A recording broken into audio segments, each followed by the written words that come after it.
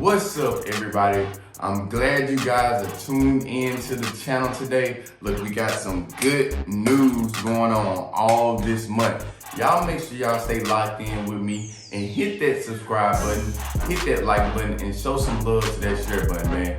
I know all you guys have clicked on the video to know one thing, and that's how I went from a negative $456 all the way to at least $6,000 a month. And I'm about to get ready to share with you guys exactly what I implemented to do it.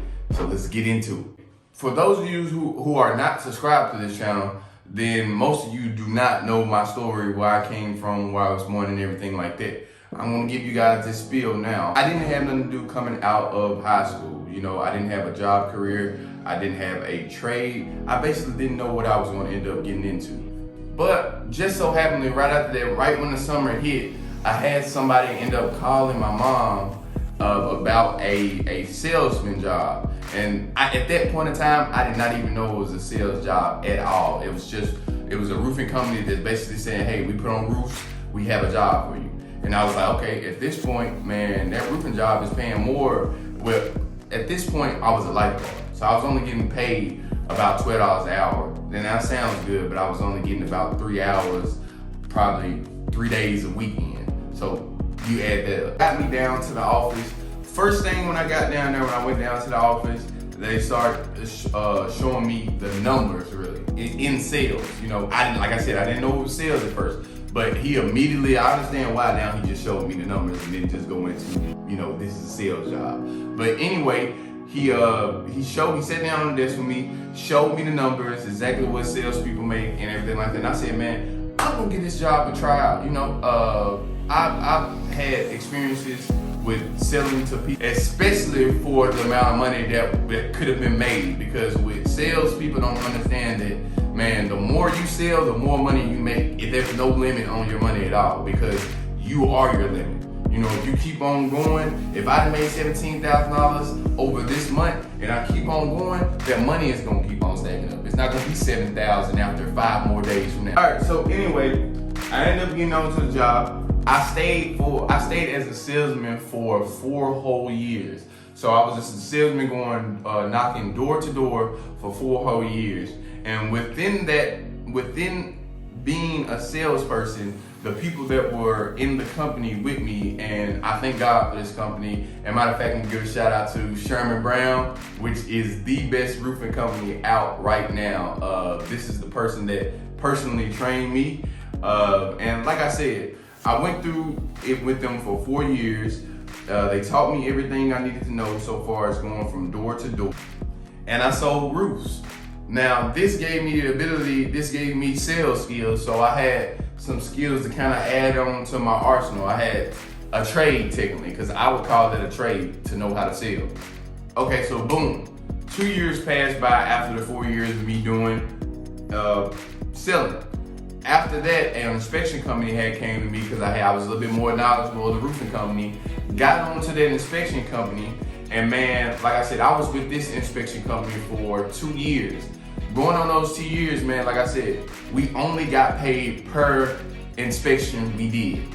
So that means every time a inspection got sent out for me, I got paid a certain percentage off of that inspection. Now, this is where the crazy part comes in at. Now, me, I'm a natural investor. I used to invest in the car business. I was taking cars and flipping them, basically. I was taking them for a low price, a wholesale price, and selling them at that price for a profit.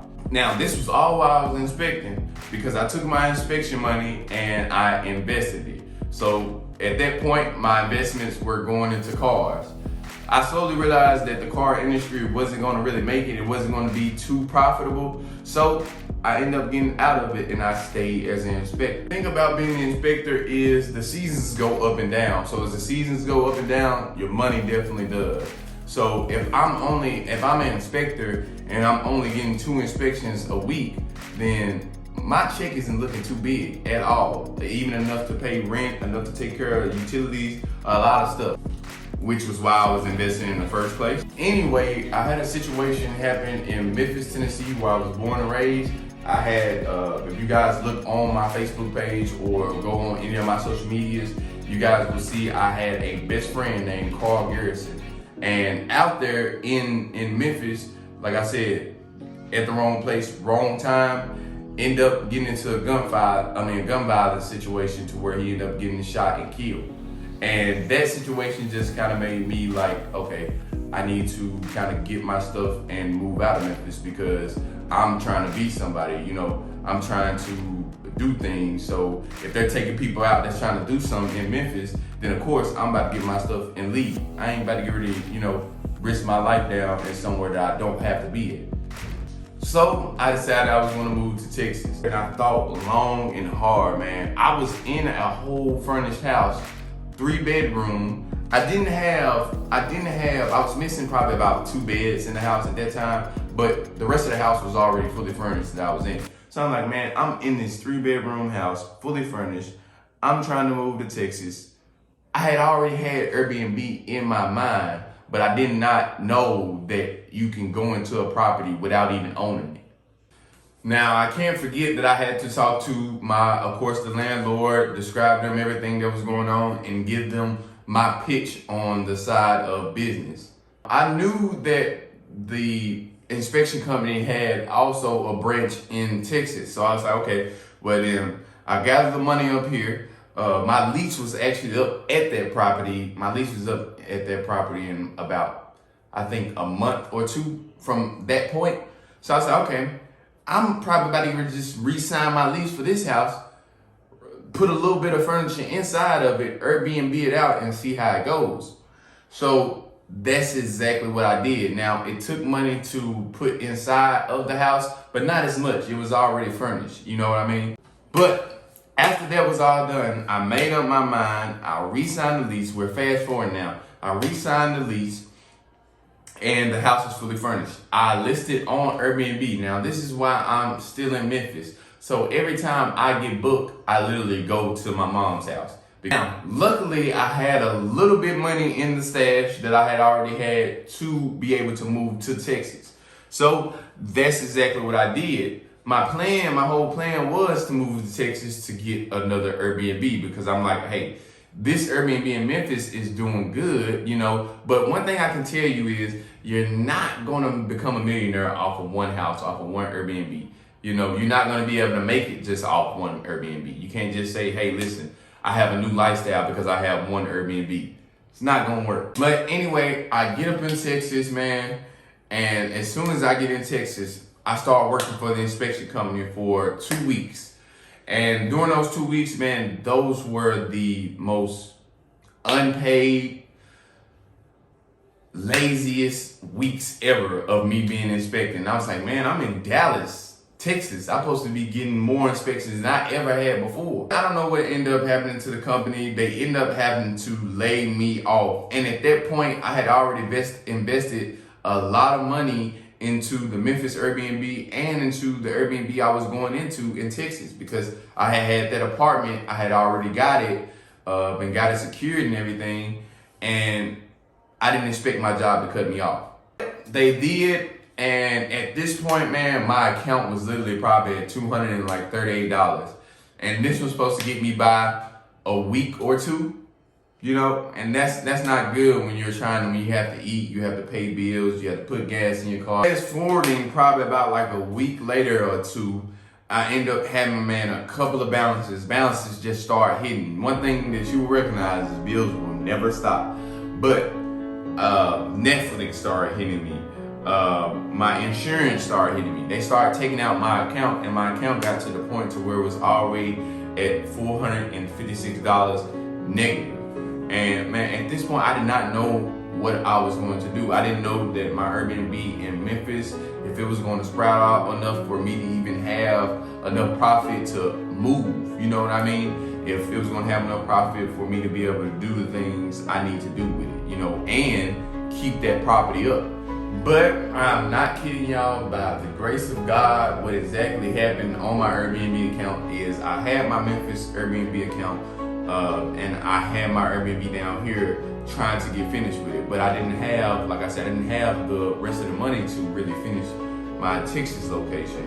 So my Memphis location, I was pretty much getting probably booked out 15 days, probably 18 days out of the month, because I was using my methods that you guys see on my other YouTube videos. But I ended up getting a booking for the whole entire month. Somebody ended up booking all the way, I think from September the 1st, all the way to that next following month on the 12th. And that payout was at least $7,400 and some dollars. And man, that really changed my look on Airbnb. From the fact that my property in Memphis rent is only $1,225 and I just got a booking of $7,400 was crazy.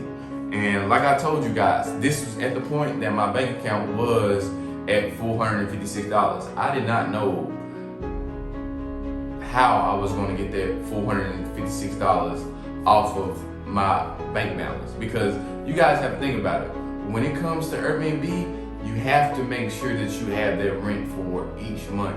And when you're not profiting that much for a specific month, then you have to be conservative of your money when it comes to Airbnb to make sure that property stays up. But anyway, they end up getting a booking, $7,400. I end up taking the $7,400, and like I said, this was literally all the money I needed to finish my Texas location. I took that $7,400, paid rent of course, and I invested into my other property. Now within those 30 days that the guest was there, of course, I wasn't getting paid from the Memphis location. But the Memphis location had gave me enough money to get done with the Texas location. Therefore, I can be making money from that location. Now, my whole point in this thing is that you should definitely always have some type of side investment, because I've been working, like I said, I've been working for that company for at least 2.5 years. It was going on 3. I did not expect to get laid off. That was the last thing I expected, for my money to just stop coming. And for me to imagine what would have happened if I had lost everything I had in my house in Memphis and everything like that, and they decided to cut my job, then I had no other sources of income coming in. So from that standpoint, I definitely learned it's good to have a side investment property, a side investment hustle. It doesn't matter what it is. This is just my situation. You guys will definitely have different situations going on, but similar at the same time. And also, when I ramp on about my stories and talking about that, I really want my subscribing channel and the people that join me on YouTube and join me on these roads to feel like they really know me. So I want you guys to know my story. I want you guys to feel like you even know me from the camera. So that means if we ever met outside of YouTube, then you would definitely know pretty much my whole life story. Also, if you guys had any questions on starting your first property, I have a link to my ebook at the bottom of this video. You guys can click on that. It's literally a 13-step ebook that takes you from A to B and shows you how to get your first property, how to maintain it, and how to make sure that you stay maximized throughout your months. All right, I'm glad you guys are locked in with me. Make sure y'all hit that subscribe button, and if you're not a subscriber yet, make sure you become a part of this family, man. Make sure you hit that like button and show some love to that share button. This is Kai Gibson, and we're out.